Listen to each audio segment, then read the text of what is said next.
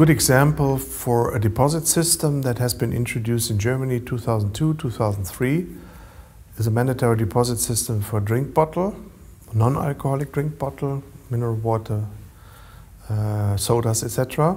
The Environment Ministry decided 2002 to introduce a deposit system for two reasons.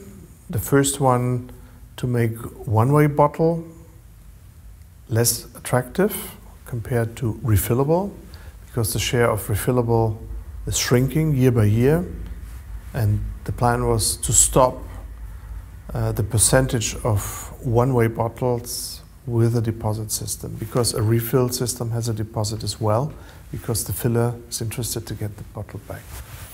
The second reason was to lower the littering, or decrease the littering problem, because empty bottle without a deposit are littered more than those with a deposit. We have set up in Germany a second system of collection beside the yellow bin and bag, and this is a deposit system for a defined category of drink bottles. It has two consequences. It's less material in the curbside collection, which makes it more expensive for each item because you have less numbers of financing it. And on the other side, a second system is always more expensive. To have two systems is more expensive compared to have one system.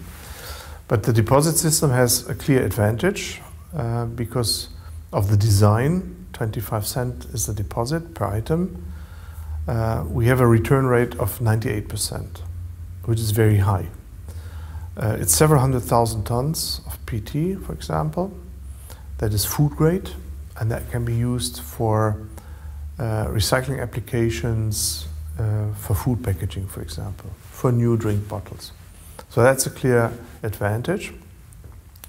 But cost-wise, of course, it's more expensive than to have one system. You can organize a deposit system in different ways. Here it was organized in a way that you can return your bottle wherever a retailer is. They have to accept it.